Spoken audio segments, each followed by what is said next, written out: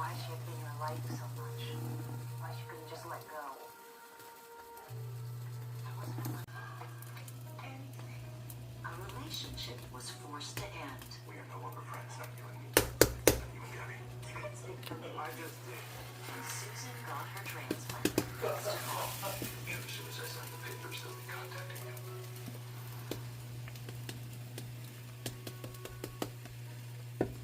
after Susan Delfino's kidney transplant,